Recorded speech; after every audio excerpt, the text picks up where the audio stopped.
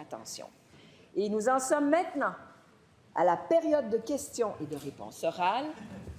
Et je cède la parole en question principale au chef de l'opposition officielle. Madame la Présidente, c'est la confusion la plus complète dans le réseau de la santé. On se demande c'est qui le patron? La pagaille à l'Agence de recouvrement Santé Québec. Rappelez-vous, en avril 2024, la nomination des deux Top Guns, Mme Biron et M. Abergel. À l'époque, le ministre de la Santé disait, je le cite, « Il possède toute l'expérience et les qualités requises ». Fin de la citation. Citation qui a bien mal vieilli, parce qu'il y a 3 semaines, la Top Gun numéro 1, elle a mis à porte le Top Gun numéro 2, puis elle a aboli son poste, Madame la Présidente. Même la presse, en fin de semaine, disait et paraphrasait la PDG, Mme Biron, des compressions budgétaires faites dans l'urgence ont été moins bien réfléchies et des postes de hauts dirigeants dont on n'avait pas besoin, après analyse, ont été créés. Fin de la citation. Quel échec, Madame la Présidente. Après analyse. Pendant ce temps-là, les patients n'ont pas les services requis. Ce matin, journal Le Droit, on apprend qu'en Outaouais, c'est 683 personnes qui sont en attente d'une chirurgie en urologie. Un sur 4, 159 attendent depuis plus d'1 an, notamment M. Bernard Saint-Georges, 75 ans, qui a été mis sur la liste prioritaire. Ça devait prendre 90 jours, puis après 1 an, il n'est toujours pas opéré. Il a décidé de payer 23 000 puis il va aller au privé. Alors, question au premier ministre, il répond quoi à M. Saint-Georges? Puis il répond quoi aux Québécoises et Québécois qui n'ont pas les moyens de payer? La réponse du premier ministre. Oui, Madame la Présidente, il y a eu effectivement beaucoup de changements de fait dans le réseau de la santé, mais il en reste encore à faire, Madame la Présidente.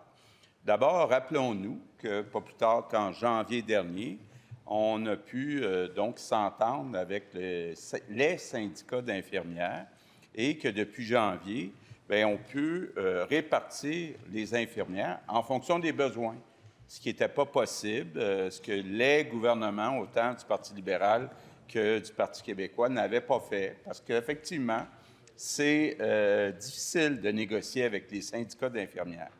Madame la Présidente, il reste un autre gros morceau à régler avec les syndicats de médecins, en particulier avec les syndicats de médecins de famille. Depuis 6 ans et demi, on a réussi quand même à augmenter le nombre de Québécois qui ont accès à un médecin de famille ou à un groupe de médecine de famille. Quand on est arrivé, quand les libéraux ont quitté le gouvernement, il y avait 6,4 millions de Québécois qui avaient accès à un médecin de famille. C'est maintenant 7 millions, donc 600 000 de plus. Mais, Madame la Présidente, on est 9 millions. Donc, actuellement, le ministre de la Santé, la présidente du Conseil du Trésor sont en négociation avec le syndicat des médecins de famille.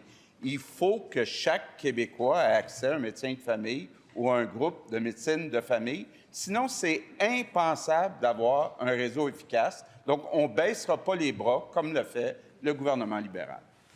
Première complémentaire. Je demande au premier ministre ce qu'il pense du cas de M. Saint-Georges. Il n'en a pas parlé du tout. Je vais le répéter. M. Saint-Georges a 75 ans. Il a dit « J'étais incapable physiquement de jouer avec mes petits-enfants. » Il est 9 mois avec une sonde parce qu'il n'a pas eu son opération en temps opportun. Il a dû aller 4 fois à l'urgence, Madame la Présidente, parce qu'il n'a pas eu son opération.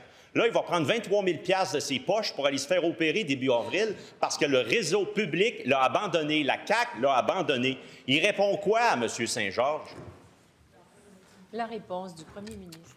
Oui. Bien, Madame la Présidente, d'abord, beaucoup d'empathie pour M. Saint-Georges, mais comme sans doute sûrement le chef de l'opposition officielle, je ne suis pas au courant des détails du cas de M. Saint-Georges. Mais ce qu'on est en train de faire, ce que le gouvernement libéral n'avait pas fait, c'est qu'à l'avenir, quand un délai raisonnable va avoir été dépassé, ça va maintenant être possible pour des gens comme M. Saint-Georges d'aller au secteur privé et que ça soit payé par le gouvernement du Québec. Deuxième complémentaire. Parfait. Je l'entends d'ici, M. Saint-Georges. M. Saint-Georges, peux-tu garder sa facture de 23 000 $? Le premier ministre va-t-il le rembourser? Il ne s'est pas opéré début avril. Parce qu'il aurait dû être opéré dans 90 jours depuis mai 2024, qui est inscrit sur la liste. Ça fait 1 an. Il souffre. Il n'a pas les soins.